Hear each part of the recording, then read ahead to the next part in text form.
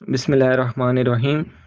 نماز ایک ایسی چیز ہے، نماز ایک ایسا ہیرا ہے کہ جو انسان کو معراج تک لے کے جا سکتا ہے۔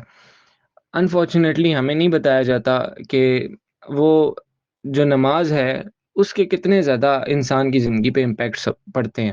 ہمیں تو صرف یہ بتایا جاتا ہے کہ آپ نے بس نماز پڑھنی ہے، نماز ادا کرنی ہے، اینڈ سو آن، بس ختم۔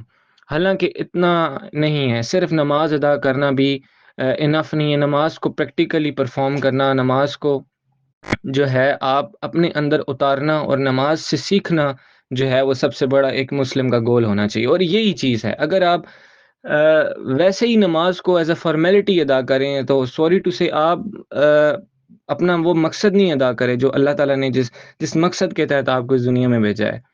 اور ایک تو حدیث بھی ہے نا بہت خوبصورت کہ الصلاۃ معراج مومن، کہ جو معراج جو ہے وہ تب ایک مومن معراج تک پہنچتا ہے کہ جب وہ نماز کو اس درجے تک لے کے جاتا ہے کہ جو اللہ تعالیٰ نے جس درجے کو بیان فرمایا ہے، اس درجے کو کہتے ہیں معرفت۔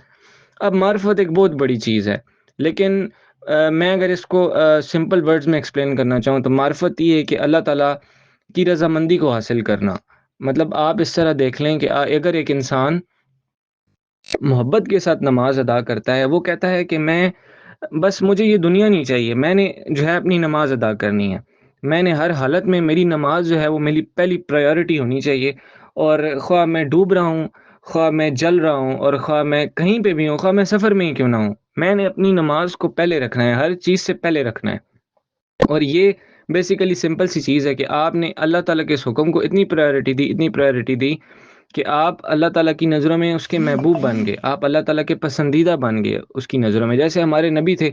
خیر وہ تو بہت زیادہ ہی بلند ہے، ہم بس یہ ہے کہ ان کے راستے پہ چل کے وہاں تک پہنچ سکتے ہیں۔ تو نماز جو ہے وہ انسان کو بہت زیادہ بلندی پہ لے کے جاتی ہے۔ یہاں پہ میں ایک آیت کو ٹرانسلیٹ کرتا ہوں: ان الصلاۃ تنہی عن الفحشاء والمنکر ولذکر اللہ اکبر واللہ یعلم ما تصنعون، کہ نماز جو ہے وہ برائی اور بے حیائی سے روکتی ہے، اور جو میری یہ زمین ہے وہ اتنی وسیع ہے کہ تم اس میں کھل کے عبادت کرو۔ لیکن انفارچونیٹلی کہ ہم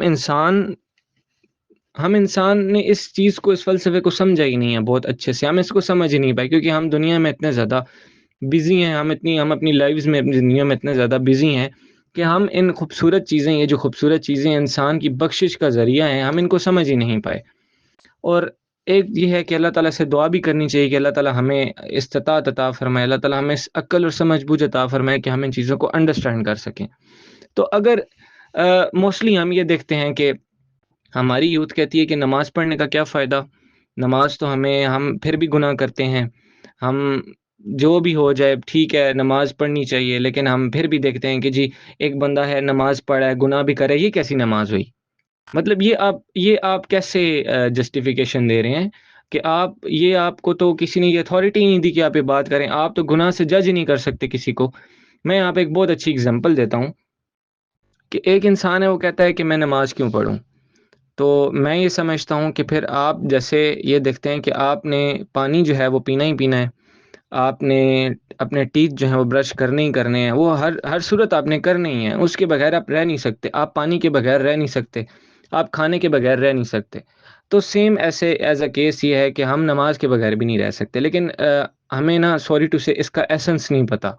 اس کے ایسنس کو سمجھنے کے لیے ہمیں نماز کو پہلے سمجھنا پڑے گا کہ نماز ہے کیا، کہ نماز اللہ نے اتاری کیوں، اور نماز جو ہے وہ اللہ تعالیٰ کا اس کے پیچھے مقصد کیا تھا۔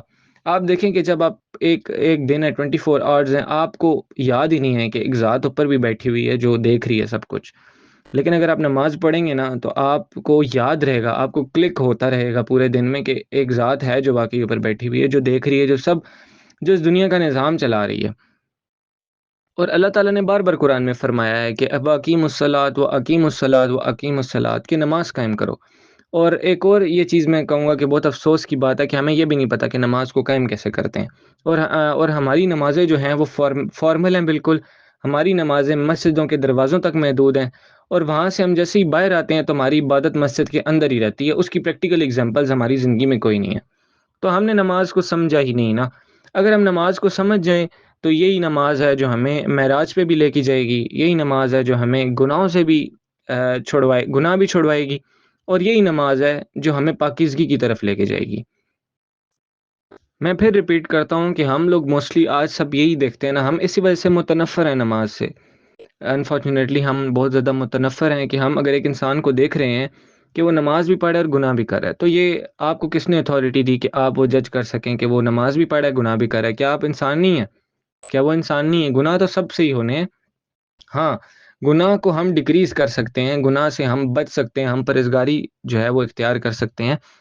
تو ہم سب کو نماز سے متنفر نہیں ہونا چاہیے۔ نماز انسان کو کہاں سے کہاں لے جاتی ہے۔ آپ نماز جو ہے وہ انسان کو منصور بھی بنا سکتی ہے اگر ہم نماز کو محبت کے ساتھ ادا کریں۔